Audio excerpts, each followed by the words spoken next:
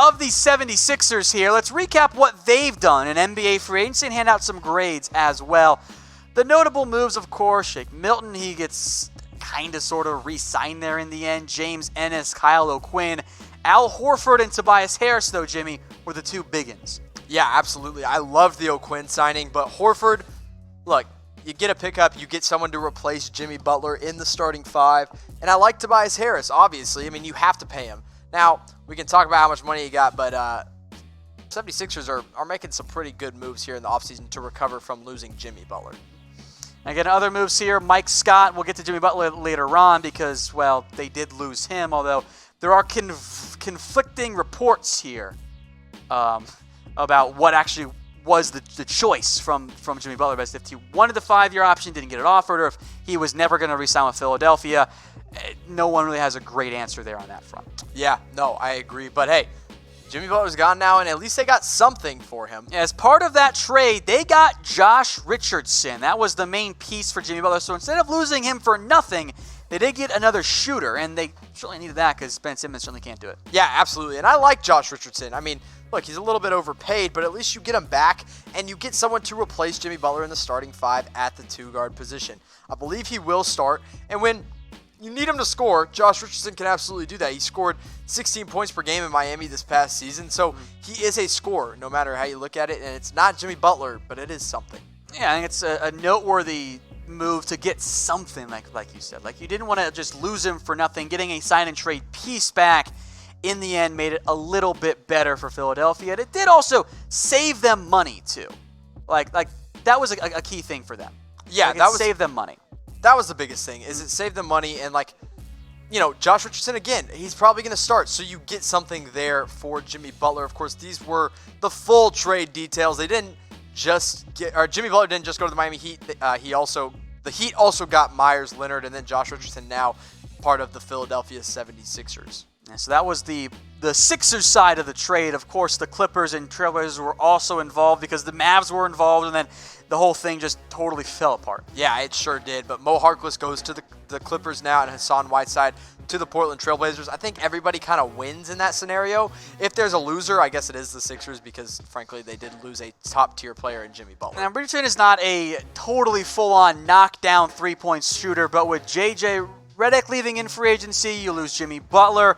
You needed somebody there. Richardson helps fill that role. Yeah, I mean, 17 points per game is not just nothing. He can get to the basket. He can attack when needed. He can, frankly, handle the ball, too, a little bit. Maybe take some ball handling responsibilities away from Ben Simmons. And, what Philadelphia has done here, again, to recover is really nice. I do like Josh Richardson at least a little bit. Yeah, it gives you an option there at the two-guard, which they really didn't have once Butler and JJ left. All right, folks, which do you guys prefer, fireworks or bonfires? Well, see, I threw this in here because what's going really on this trade was the first big firework of the offseason. Well, Kevin Durant happened first. I know, but the first firework it has in trades, okay? So which one would you rather have? Would you rather go sit around a bonfire, chill out, camp out, or sit outside and watch fireworks? What's the mosquito situation like? We're not taking external factors in to account here. It's just straight up, which one do you enjoy more? I kind of tend to prefer bonfires, I guess, in the end. See, I'm a big firework guy. Okay. I'm excited for the 4th of July. I'm kind of whatever on fireworks. Like they're cool. I liked them a lot as a kid, but now I'm just like, oh, okay, cool. They're shooting off explosions. Well, I'm like 15 years younger than you, Tom, so it just okay, makes sense. first of all, no, you're not. You're like 5. Triple those numbers there. I had to try it.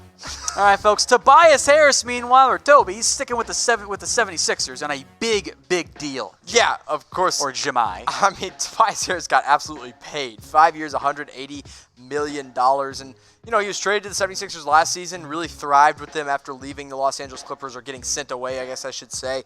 And now he gets a full year under the belt, and he's not the fourth option anymore. Now he becomes maybe third, maybe sometimes the second option. Third when Ben Simmons, or I guess second when Ben doesn't want to shoot. Exactly. So Tobias Harris is probably going to get a bigger role next year in Philadelphia. And in his limited role, he scored 20 points per game. I mean, the dude's a baller. So he they put gave up him the money. Great numbers, man. Yeah. 20 and 8 on almost 40% from deep. Yeah, and that's not like a 40% shooter that shoots 2 a game. I mean, or 1 a game or whatever it may be. He's taking threes consistently. That is his role. So I liked that they got him back. They had to get at least one of Jimmy Butler or Tobias Harris back. and they get the one who scored more points but played less defense. All right, so did Harris get overpaid? Type Y for yes, N for no. Look, in a bubble, yes. But for the Sixers, it did make sense, I think. Yeah, you had to pay him. I mean, you absolutely had to pay him at that point because somebody was going to give him that money. And so, like, as a player, no. Or as a player, yes, he got overpaid. But for the 76ers, no, he did not. But it looks like most people think he definitely did get overpaid. We're seeing a lot of Ys roll through here in the chat. I'm not surprised. Rick, Troy, the Tommy. sticker shock there was pretty high. Yeah, it's a lot of money. All right, folks, keep those votes flowing. Yes or no if Tobias Harris got overpaid. Al Horford, meanwhile, was this the surprise suitor or was it the Kings? I'm not really sure in the end. But he goes to Philadelphia on a 4-year, $109 million deal. I'll make note, only 97 of that is fully guaranteed, so he might not get it there at the end. It's tied to championship incentives there. Oh, it's championship incentives? I had no idea about that. But look, again, another guy that can step into the starting five, or maybe he just takes the backup center position and you know, they split time between him and Joel Embiid because you got to preserve Embiid while you can. And look, if you look at his numbers, it's like, why the heck did he get $109 million? But when you think about the impact he has as a veteran and on a playoff team and all the things he does right on the defensive end, it makes sense. I think for Philadelphia, when they do want to limit the full-on games and minutes for Joel Embiid and his load management, his injury problems there, Horford makes sense, and he makes sense because he can play alongside Embiid. Yeah, I think so too. I think he can start at the power forward position. I would assume that's where he does start this next season.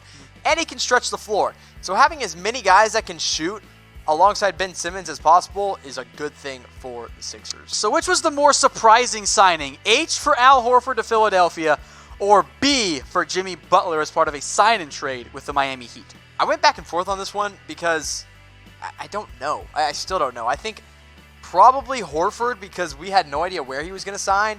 But also the fact that Jimmy Butler even gave the Heat a meeting kind of surprised me. So it's a good one too. I'm watching these votes flow in here.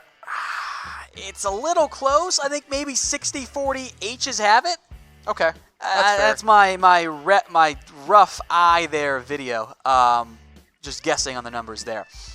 All right, folks. Got a giveaway for you guys from my bookie. Head over to chatsports.com/NBA now. Use promo code CHATNBA. Hey, that gets you a 50 or 100% deposit bonus from my bookie. So you put down $50, they're going to give you $50 for free. Then after you sign up and deposit and place your first bet, email us at promo@chatsports.com. Again, chatsports.com/NBA now.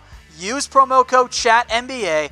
And then email us promo@chatsports.com. We'll get you hooked up with an NBA jersey, maybe even a Zaza jersey, as I saw in the comments. Yeah, too bad Zaza probably won't have a team next year unless... Oh, you know who he's going to go to? The Houston Rockets. They need a new center, and that's where he's going. All right, folks. Again, email promo@chatsports.com once you sign up and deposit and place your first bet with our friends over at MyBookie. Move then to James Ennis, who is back in Philadelphia on a 2-year deal worth $4.1 million. Yeah, big-time deal for James Ennis here, just to at least get some more playing time. And I think it was good because not sure what he would have gotten on the open market. He's a good shooter, a good defender. A big win here for the Philadelphia 76ers, in my opinion. It's a guy that knows their offense. He knows their system. He can step in right away and be a wing defender. Again, another guy that knows how to shoot the ball because Ben Simmons hasn't learned yet, which should be an inspiration to us all. If you don't know how to shoot a basketball, that's okay. You can still make $170 million on the open market So much someday. shade at Ben Simmons past couple days out of you. I just think he's a coward for not being able to learn how to shoot a basketball. All right, Ennis, meanwhile, a bench wing there, a little under 7 points per game, 3 rebounds, 35% from 3.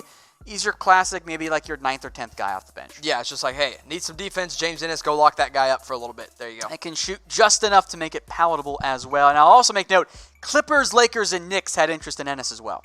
Yeah, which, that's a win if you get him away from one of those 3 teams. All right, the Pacers also brought in Kyle O'Quinn and his magnificent beard.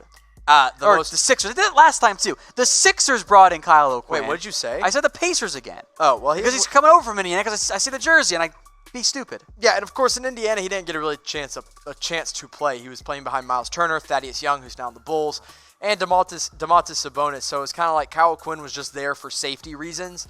But now I think he'll get a real chance. He can play the power forward or the center position. He's a little bit undersized, but he's a really defensively tough guy.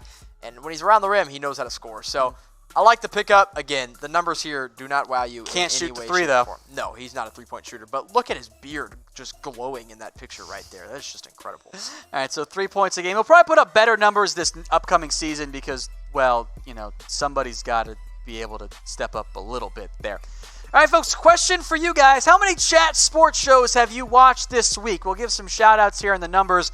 Also, all of them is an acceptable answer. That's certainly me and Jimmy here. If you just say all, then we'll definitely give you a Yeah. shout-out if you've seen every single one of them here. But, man, I'll tell you what. Free agency opened on June 30th at 6 p.m. I have not slept since June 30th at 6 p.m. So I've been going for a long time now, and I love it. I love NBA free agency. I'm doing it all for you guys here on Chat Sports. I see 3. I see lots of alls in there as well. Thank you all very much. Make sure you guys are subscribed. We'll keep you covered with more NBA stuff as it all happens there.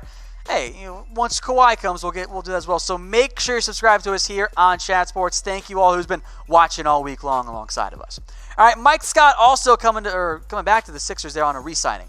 You know what? I kind of forgot he ever went to the University of Virginia. He does not seem like a UVA type guy. But look, he's back. Again, another guy that can provide some depth, a little bit of stretch the floor ability, and he's kind of an athletic big man as well. So good guy to have back on the bench. All right, Shake Milton, a.k.a. Shake and Bake Milton, also re-signing is the right term here, but it was a 2-way contract, so it actually costs cap space to do it, but he is back in Philadelphia. Yeah, he's an SMU product. And, he had an injury. He had injury issues there at SMU, so didn't really have a chance to play. But now, in his rookie season, also didn't get much of a chance. But he's going back. We'll see what he can do in Philly. TJ McConnell is gone. Shake Milton might end up being your backup point guard in Philadelphia. I think you should feel comfortable about that. I actually really like Shake Milton. They also have Zaire Smith. He will probably play plenty of minutes as well, and probably some small ball lineups with Josh Richardson, Tobias Harris, and Joel Embiid. They drafted Matisse Thybulle this year. They have guys like Jonah Bolden. We mentioned Mike Scott and Kyle O'Quinn.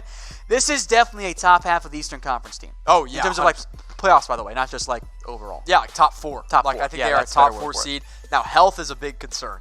If Joel Embiid and Al Horford can't stay healthy, even though Al Horford doesn't really have injury problems, it's more Embiid, then you have issues. If their bench goes down, if Zaire Smith can't get healthy, if Jonah Bolden isn't that healthy, if Matisse Thybulle isn't a good rookie, then maybe you have issues. So that's the big thing, the only thing that could hold back the 76ers next season. All right, folks, so grade Philadelphia's moves. A, B, C, D, or F in free agency. What you giving it, A, B, C, D, or F? Recovery-wise, it's the same thing with the Celtics, Recovery-wise, A+. But since they did lose Jimmy Butler, I'm actually going to say A-, so they're still up there in the A's for me. I think it's in that B range. I do think there's a scenario where it all just falls apart. All of a sudden you look 3 years from now and Ben Simmons still can't shoot and Tobias Harris regresses and now all of a sudden, oh no. You got a lot of money tied in players who aren't there. But let us know what you guys think. A, B, C, D, or F. I will make note, I do see some Fs in the live chat, but I think the Bs definitely have it on this one.